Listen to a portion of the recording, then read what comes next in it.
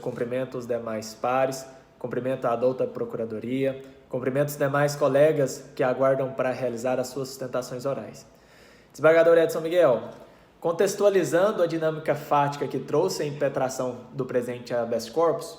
é uma prisão em flagrante que ocorreu no dia 28/12/2021, às 16 horas, sendo que o paciente só foi apresentado para a realização do exame de corpo de delito às 22 horas do mesmo dia.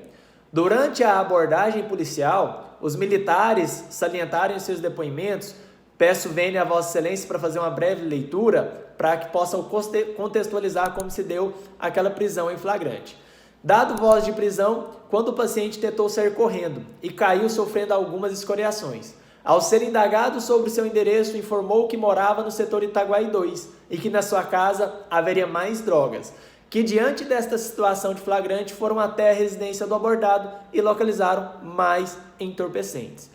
Desembargador Leandro Crispim, o exame de corpo de delito, ele constatou as seguintes lesões: escoriação em região escapular bilateral, em região lombar direito e cotovelo direito.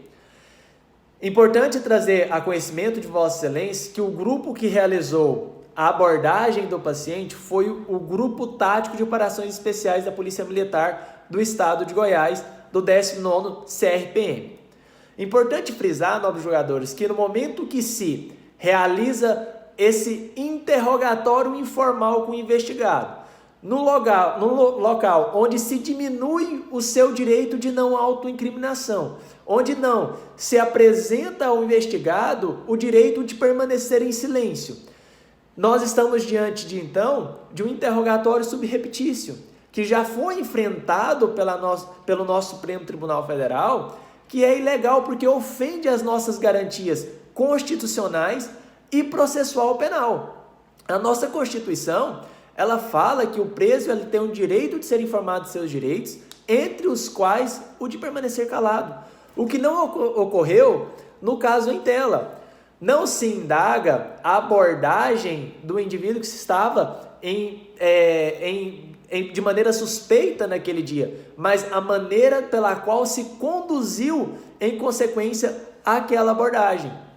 Assim, nobres jogadores, violado o direito de não autoincriminação, não dado o direito de permanecer em silêncio ao paciente, as provas produzidas a partir daquele momento se tornam ilícitas por ofender uma ordem de cunho constitucional. Passado isso, nobres jogadores, os milicianos, de posse do que foi relatado pelo investigado, em um local onde ele estava sozinho com o grupo tático, eles foram até a residência desse indivíduo e lá localizaram novas drogas. Sabemos que a casa ela é asilo inviolável, desembargador Leandro Crispim, mas a Constituição, ela nos excepciona, desembargadora Carmeci, as hipóteses de entrada naquele domicílio, e o flagrante delito é uma delas.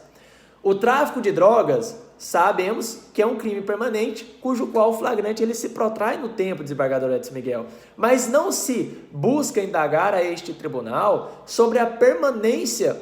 do crime permanente do tráfico de drogas, mas sim se havia fundadas razões que justificassem a devastação de uma ordem constitucional sem uma autorização judicial. O Supremo Tribunal Federal, desembargador João Aldeck, debruçou sobre esse tema e nos trouxe que, para a constatação e a violação do domicílio para verificar se há um flagrante delito, eu tenho que verificar de modo objetivo, na circunstância daquele caso, quais são as fundadas razões que me autorizem devastar uma ordem de cunho constitucional.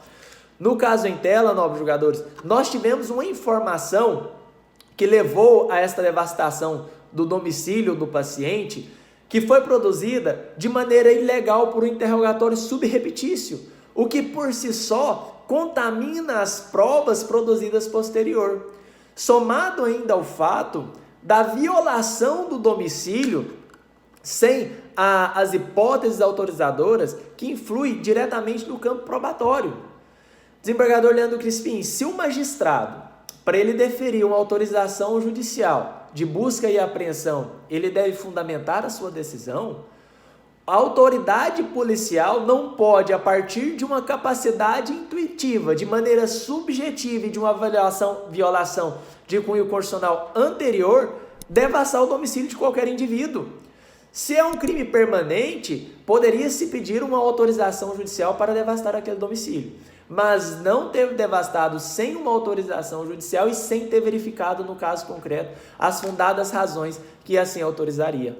Então, o que se busca inicialmente a Vossas Excelências é que possa se reconhecer a ilicitude da prova que foram localizadas no domicílio do paciente em razão da violação do princípio da não autoincriminação,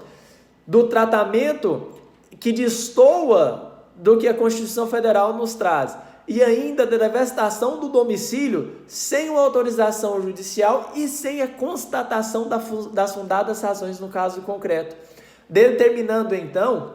o desentranhamento dessas provas produzidas da ação penal originária, o que não poderia também influir para a manutenção do decreto prisional.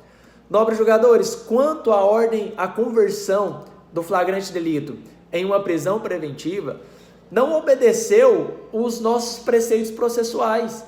A aplicação da lei penal, ora invocada, ela não se faz presente no caso em tela, uma vez que o paciente possui residência fixa na comarca de Caldas Novas, inclusive aquela que foi devastada pelos milicianos no dia da sua prisão em flagrante.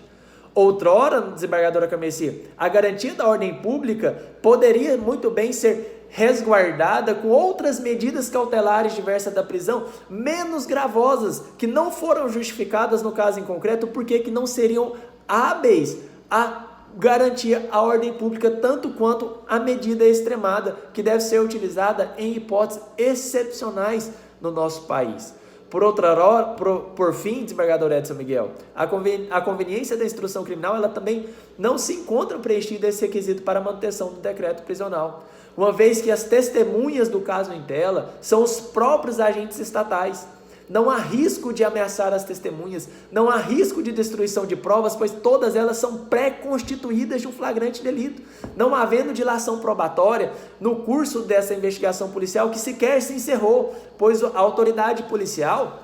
requereu dilação de prazo para concluir esse inquérito. Assim, estamos aguardando o respectivo oferecimento da denúncia. Por estas razões, nobres embargadores, pugna a Vossa Excelência, inicialmente, que reconheça o interrogatório subrepetício, que reconheça a ilicitude da devestação do domicílio do paciente, sem preencher os requisitos autorizadores, para que o fizesse sem autorização judicial, e por fim, que possa ser revogada a ordem de prisão, decretando assim, então, outras medidas cautelares diversas da prisão menos gravosas, dentre elas, se for o caso, até mesmo a tornozeleira eletrônica, para que o paciente possa cumprir com a fidelidade processual. É o que há de requerer, nobres desembargadores, e um bom trabalho a todos.